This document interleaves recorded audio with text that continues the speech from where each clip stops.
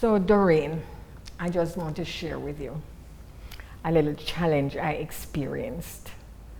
Um, I've kept it low, I've kept it on the down low because I didn't want anybody to know about it, because somehow I felt it would have affected my future jobs. So I didn't tell anybody about it. But, you know, Oliver has his shows every Mother's Day. He goes to Canada, whether he has a production that he's in, that he takes. If he's not in anything, he gets something and he takes it. This particular show, I can't even remember which show it was. All I know, it was Oliver, Dennis Titus, Audrey Reed, and myself. The show begins. No, we perform on the Saturday one show, and then the Mother's Day Sunday we have two shows. So the Saturday, no, two different things that happen, you know. Anyway, this particular thing though, it was a Sunday, and it was the first show. Show open with me and Dennis, right? Bam, bam, bam, bam, bam. Not even 2 minutes into the show, I don't remember anything at all. Okay. Just absolutely nothing. I'm saying, what is this? This is like an out-of-body experience, you know, because I know where I am, that is not affected, but I don't know how to answer Dennis. Whatever he's saying to me, I don't know what to say. Mm-hmm. So what Ruth do? Ruth resort to just ad-libbing, just saying anything. Poor Dennis, you don't know what to answer because you don't know what my ad-lib is going to be. And what I don't know how to ad-lib, I just laugh. So the laughing became a part of this character, and it's 2 minutes into the show, and so it's really going to be a part of the character. So anyway, we'll go on and on and on. Get through that first scene, next scene, change clothes, blah, blah, blah. Everybody around me, what is going on, blah, blah, blah. Come out back, same thing.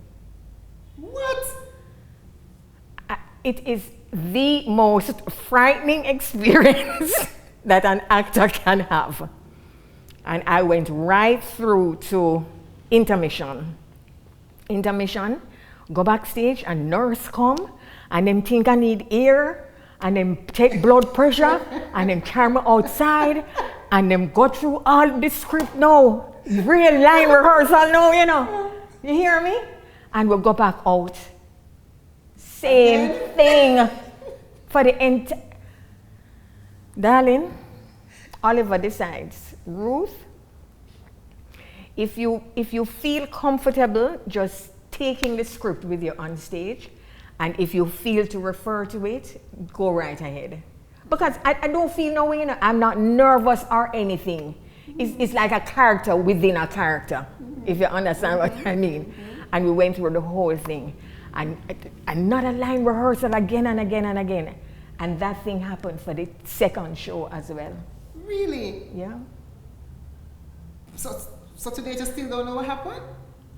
Oliver explained to the audience afterwards, this has happened, we don't know what it is, we are taking her to the doctor now, blah, blah, blah, blah.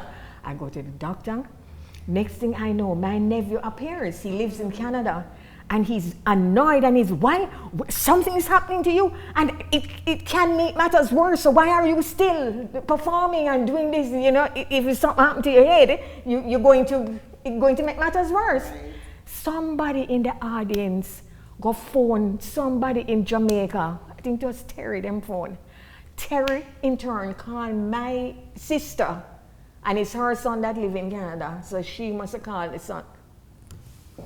Darling, the Monday I get on the plane and I come to Jamaica, and they meet me at the airport. I'm not sick doing it, I'm not physically sick. You know, and they call the doctor, and they do this, and I do MRI, and I go to that doctor, Colonel Charles, have a son that's in the field or whatever. Anyway, I go there and I do every single thing.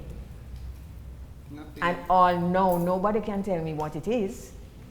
And so I did not want anybody to know about it, because I felt that it would have affected yeah, it would have But has it affected happened me. again, though? No. It happened again? No. Oh, it was just the one time. And these are many years after that. Interesting. Yeah. Ruthie, the I'm stories just sharing, right? The stories behind the scenes.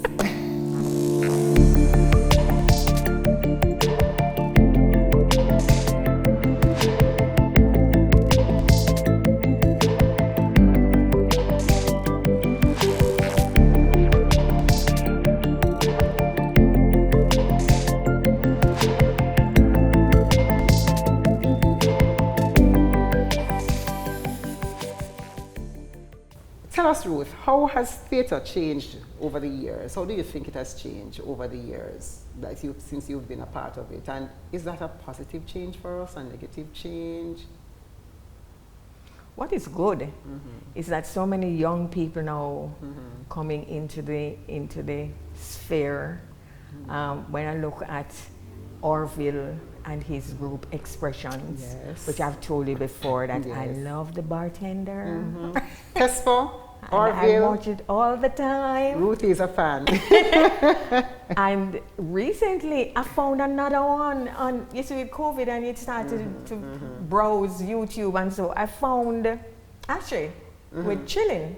Ah, yes. Have you ever seen it? No, I've never seen it, but I've heard that Chilling is on and it's doing well. It's nice. Yeah, I enjoyed it. I binge watched it. I just watched everything one time. Yeah, so with the introduction of all these new people and the technology, and that's a good thing, and that progression it says a lot for the future, you know, of theatre. The older ones, I mean, we'll always learn from them. You know, they have their own place in the scheme of things. But I really am very happy to know that the younger set making a mark, you know, and doing so really, really well. That's nice. Because you see, we're not going to live forever, you know. You know, and I'm happy because that's exactly where I was going to go, because we're talking about the younger people who are coming up, and they talk about the older people not living long. I mean, recently with theatre, a lot of the stalwarts would have transitioned. Yeah. You know, do you think that has left a gap for us in theatre, and how do you think we can fill that gap? I don't know, it might have left a gap, but not for long, because somebody is going to just fill the gap. I mean, when you had Mass Run, I think Oliver not fill the gap. Miss Lou and Leonis and people of that ilk, Barbara McCullough, those people, because that's a cycle of life, you know. They're going to fill that gap. So you think it will just naturally take care of I itself? think it will just naturally, it will just evolve and we just move into the space. You think we've laid the foundation in theatre, though, for it to naturally take care of itself in the right way? We're good, you know. We're good in theatre in Jamaica, you know. I mean, for a little country like Jamaica, man, we can stand our own with anywhere in the world, and we have the talent. Right. It abounds in Jamaica. That is what we're definitely not short of for stage. But when you think about the technical side of the theatre, though, move away from the performance, yes. but when you think about the technical side and how the persons from the technical field would have transitioned, there's Michael Lord, set design extraordinary, Trevor Nairn. Trevor Nairn, who is so... Trevor Nairn is like a total theatre. Everything with theatre, that's Trevor. Yeah. You know, how do you think the foundation that we'd have laid and set will allow for us to naturally take care of itself in that way? That part I don't think is going to be as natural. We have to really make an effort and put things in place. You know, people like you, you know, Tesfa, you know, that you all know. Ruth is calling you. Take up your rightful space. Of course. And he's already started, you know. But yeah, the technical side of it, we probably need to pay a little more attention, right? So that it can blossom in the future. Where does a space like Edna Manny fit into this, though? Preparing persons to possibly step into those technical roles. But they're supposed to have all of that. Do they? They have technical work. Yeah, So that's what I'm and is asking it you. Where do you think they fit into this in making sure they produce enough to step into this kind of technical But role? they have to make sure that they fit into it because that's what they're doing. Right. You know. Recognizing that there's a need and there's a gap. Yes. And find ways to fill that need. Don't worry, they're working on it. The degree in technical theatre on the books. Yeah, I wish I had that Yes. back then. I mean, I probably would So, do that. You can start sending in your applications. We're taking applications for that program. Yeah? Yeah. BFA Technical Theatre. Applications are open. So just giving it a little plug. That's the right track Yes. to go on. Right. Oh yeah. Definitely. Good. Yeah. COVID-19, right, would have hit the industry. Real difficult. It's one of the industry that really got a hammering, a battering, a serious kind of beat up, during that moment. But do you think there are lessons that you think the theatre industry should be taking away from COVID? So now that we're up and running, what are some of the lessons you think the industry need to take away from COVID? It's me you're telling about COVID. I haven't done a play from before COVID. All you producers out there who hasn't done a play since COVID. I'm beginning to wonder if I still remember how to act. Ruth is calling. Listen to the undertone. Ruth is saying she's thirsty for the stage. Yeah. But COVID made sure that we, one, in our downtime, that we wrote. We put pen to paper, so you have people with scripts, I would imagine. Basler 5. 5, yeah. I can see that happening. And then in the same, the platforms, like your YouTube and other platforms, I mean, that is the path that people would be taking. And some have done quite well. Right. And others might follow suit, seeing how well. So that in itself is a positive, right, for COVID. So I guess it's just up to us to make sure that we to utilize them and take the lessons that, because I don't think we can afford to find ourselves on the back foot again. Yeah. I mean, because I don't think anybody prepared for what COVID brought and the kinds of shutdowns. So I believe it's really up to us to take the lessons. What are the alternatives in the event? And it should not even just be in the event, it should become a part of what we do regularly. Zoom performances, online performances, streaming performances, etc. There's what COVID has taught us, I think, is that there's scope for that. There's scope for that, and we can use it to try and build our relationship and build our audience base within the diaspora and within another space. Yeah, and so definitely. You're right. And I'm happy to see that, in the diaspora, I mean, it's starting to flourish. Or slowly, but I mean, it will get there to what it was before COVID. With Oliver, I see in England there's another, what's his name? Maxwell. They're now there doing nice. Stuff. Yeah, so I'm hoping the other promoters in the US and in the Caribbean as well will now bring us back. Because it has long been one of the things that exists in terms of the relationship between producers here and promoters in the diaspora as well. Yeah. So we are hoping that relationship can flourish. Now And that I'm COVID sure is it will, there. I feel very optimistic and hopeful that we will go back Nice. and even be better Right. than we were then Right. before. So the future of theatre is intact. Yeah. One thing, we don't have no theatre space. Ha. All right. So Ruth, I'm going to jump right to the next question. You mentioned no theatre space. Talk to the powers that be. What if you have something that you'd want to tell them that can improve the state of theatre in Jamaica, what would that be? You've mentioned space. Space is one of them. People have been clamoring to ask for a state of the art theatre space where we can work.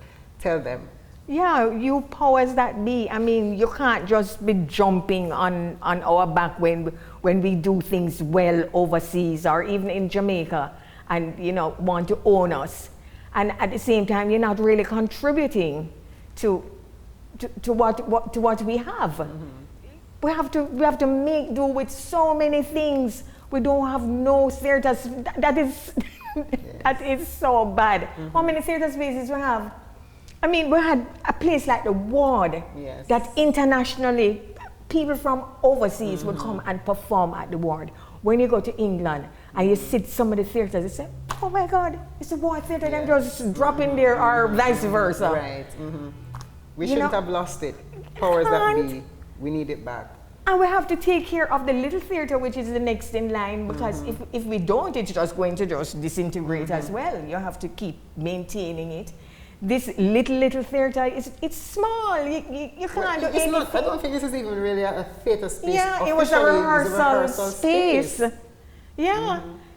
We don't have no barn. We don't have no New Kingston Theatre. We don't have Green Gables. Right, we don't have anything. No longer, there's that space that Jambies generally occupies. Really and truly, powers that be. How do you really expect us And Philip Sherlock to is not cope? necessarily a public theatre space, so to speak. Yeah, it's a university. But it's a university space. So nobody can see that? Ruth is asking a question. You know, culture. This is the only way the culture of Jamaica is going to manifest itself. But do you think the lack of space and the lack of response to create a certain kind of theatre space is symptomatic of the general view of arts or theatre generally in Jamaica, though? Yes. You have a valid point. Yeah. I don't think they really think it means anything. You know, they will more think of sports, right? You know, instead of the performing arts. I don't know how we manage. We like the little poor cousin. The stepchild. How do we manage? Yes. And yet still we manage. But think of how much more we could do. You know? Yes. It's crazy. Totally get it. And people don't have rehearsal spaces either. You don't even have spaces that you can really go to say, okay, even if you can get a space to stage your play, but you need a space to rehearse. And I guess we probably believe that it can happen just outside in a yard. Can't. You know? So that's a part of the challenge that we have to work Well, we on. probably need to educate them as to what it entails, because clearly they don't know. They come to the theatre and they see the finished product, but they don't know what goes into it. Do you think they really want to know, though? I'm hoping that you do. Well, we'll see. Ruth has spoken. I'm sure you've heard her. If you really want to know, engage in a conversation with the industry. Yeah, and I mean, the creatives. conversations would have happened many times because persons have been speaking over and over and over and over and over. So let us see that you're hearing us and respond to the plight of theatre space or the lack thereof here in Jamaica. Powers that be, that's for you. Yeah, theatre space, and as I said, state of the art, the equipment, the infrastructure, you know, buildings and infrastructure, and yeah, because we can't afford to buy all those state of the art things. You've been to different places, you've toured. Yeah. I've not had that opportunity as yet, but you've toured, you've been to many spaces. And what have you seen in some of those theatre spaces, even the high school theatre spaces? They have so much built in. I mean, we always used to say, boy, you can't just move this and come to Jamaica. You know? We're doing so well, just a high school, or any school. Yeah, no. So just give it the school theatre powers that would help us. The school theatre would help us tremendously. So with this kind of indifferent approach from society and even the powers that be towards theatre and not necessarily making provisions to make the industry more viable, how would you advise, or what advice would you give to a young person or anybody who is attempting to pursue, you know, a career in the creative industry? What will you tell them? It might be difficult at first, but if that is really your passion and you really want to do it, when you go into it, don't go into it half-heartedly. You have to go into it with gusto, you know, and give it your 100%. Be very responsible, you know, don't be lackadaisical. And it will eventually, because once you have that kind of attitude, I mean, it will manifest itself, it will show itself down the road, you know. People will see you and the spin-off effect will be good, you know. But just to go in really, do not go into it half-heartedly. It's an awesome responsibility, you know, because people come to the theater and they invest, say, 2 hours, you know, and we have to give them something to be invested in. Right. You know? And you want them to come back. You don't want, because your first 2 hours are you're as good or bad as the last 2 hours that they would have seen you. So if you have some first-time people, you want to make sure the 2 hours worth it. We really, we do. We have a responsibility, yeah. And people will ask. I mean, people ask me, you know, what play are you in? Which means that they probably want to see me in a play. You know, and then him and say, no man, it's good. Go and see. Go and see it. It's good. Word of mouth sell theater a lot, eh? You know. But initially, they are going to ask. Right. If I am in it, because once you say yes, I'm in it, then they will. And I find that that's a common thing with people when you ask, you're going to the play, the first thing they ask who is in it? Who is in it? Who is in it? Who is in it? So you're a personal brand, then, so to speak. And I think you, over the years, Ruthie, you have done well in building your personal brand. I mean, like a face of theater that everybody knows, everybody wants to come and see Ruthie in a play. So that brand you have. And I didn't even know I was building a brand. You know, it happened. But here the advice, young people, if you're doing the creative industry, focus on the brand that you're building, that personal brand. So it's not just about likes on social media, etc., but you want to build for yourself a personal brand.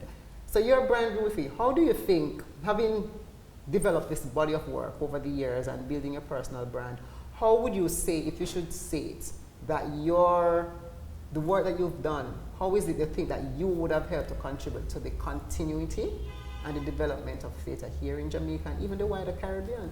Because you're reached far, you know. Without blowing my own trumpet? Well, if you have to blow your trumpet, you have to. You know, my principal once said to me, there are some things that you don't take modesty on. And I think you've worked hard over the years, so it's not something I think you should be modest about in this regard. We need to tell the people who you are. We don't know if we'll get Ruth in the spotlight like this again.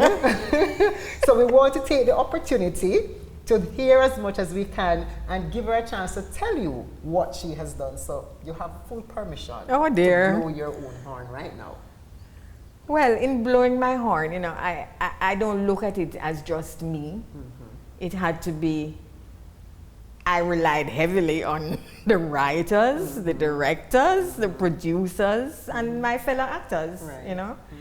And over the years, I think I have been fortunate in having the opportunity to play alongside these greats, you know, wanting to emulate them and even reaching up to their standard as well, you know. So, and over the years, I mean, I've worked with all these different directors, and each of them bring to the table their own style, you know, and you conform. The director really, you have an input, you know, but I am a director's actor, you know. I rely very heavily on my director. I will have my input, yes, but I respect my director, and I think my director, they can see the bigger picture, and I'm only able to see just in my little box. So, yeah, that's how I think I have been able to build my brand, as Doreen says. It is at a point, I think, it is at a high, I think, right now. Because if I were to leave this earth tomorrow, my last production would have been portraying Miss Dotsy. That's a lie, though, you know. My last production was portraying Miss Dotsy. You know what was my last production? Which one? My last production was with Daily Harris's Thicker Than Water. Oh yeah, for television. They did that right. recently. I did that during COVID. Yeah. So it wasn't Miss Dotsy at all. It wasn't Miss Dotsy, but at it least was. you got a chance to be. But Miss on Dotsy. stage, you know, live stage, it was Miss Dotsy. Miss Dotsy, boy, Miss Dotsy, nice, you know. I hope every actor get a chance to play a Miss Dotsy. Yes, I can see that you thoroughly enjoy I enjoy coming to work. Yes. Every single night. And I didn't have to put on no makeup. I didn't have to do all those things. Because I think you had 2 little plaits. Grow me hair and plait it up at night time and put on my little crepe. Anything they say. I was just so open. And embracing to anything they said I was to do, I did. So I was a sponge. With the brand building, we said something earlier about you mentoring and you liking to mentor young people and encouraging young people, etc. And so you think that mentorship that you continue to give to young people and that kind of encouragement, especially in an industry like the theatre, you think that is going to help with the continued development or the longevity of the theatre? It goes a far way. And once they have that passion, it's not going to die like that, you know. So it will just continually develop. I think it will. Right, definitely. So it's not just the body of work that you do on stage, you know, that's contributing to the development, but it's how you're able to pass on your knowledge, how you're able to mentor others into the space that you're hoping will eventually translate into it's not even a matter of like passing on in the form of like, you know, speaking from a podium or lecturing or anything like that. It's just like a one-on-one type of encouragement and to steer them in the right way. Because you know how young people are. Definitely. But I understand you. And I think I was once young. That's what makes us such a favorite among these young people, because you understand. I understand. Yes, and so they can relate to that. Yeah. Is there anything else that we've not spoken about that you think you want to share with Doreen, I don't have no other thing wanting to share, you know. I'm looking through all these things that I did. I did 3 LTM pantomimes, 16 Basil Dawkins productions. I worked for writer-producer Louis Marriott, God rest his soul. He did the Playboy series and the Joker series. Pack of Jokers, Last of the Jokers, whatever. I've heard about them, not that I know them in terms of. And then I also made a mark in Pablo Hoylett's production. Now, Pablo is a different story, you know. Pablo, and I always wonder why. Pablo doing a play, right? And it's not him write the play, you know. He gets a play and he adapts it. But the amount of time he spends adapting, might as well him did write the play. But that's how he does his thing. His process. Yeah. And I've done a couple of things for him where he has, that's the only thing he does. I don't think he's written anything. It's adapted. But it's adapted to a great extent. It's not just a surface adaptation. It's very in-depth. So it's almost like he wrote it. So you've worked with most producers? Yes, and I did some Oliver. Productions Oliver as well. productions, but I only worked with Oliver in the last part. I wasn't in like the Oliver series or anything like that. You see, there was a time in my life, you know, I was married. And in the 10 years I was married, I only did 1 play. Ooh, really? Yeah. Wow. And I understand from people that the person who asked me to do the play, like other producers would have said to him, how come you get her to do the play? Because I asked. Nobody else was asking. And I don't know why. It was an assumption, I think. They felt that I was married and didn't want to do that any longer, and whatever. But whatever it is. So if you take out that chunk of the 10 years, you know, if I didn't have that, if that 10 years wasn't there, I maybe would have done so much more. So much more. But it is what it is. Because maybe people associate that with you not having time. Because now, because family may not have time to commit to theatre. Because theatre can be time consuming. Let's just admit that and tell the people theatre can be very time consuming. Theatre can be very, very, very time consuming. So it can impact so maybe life. that's why most of the people in theatre are single people. Is that true? Or a lot of them are theatre people together.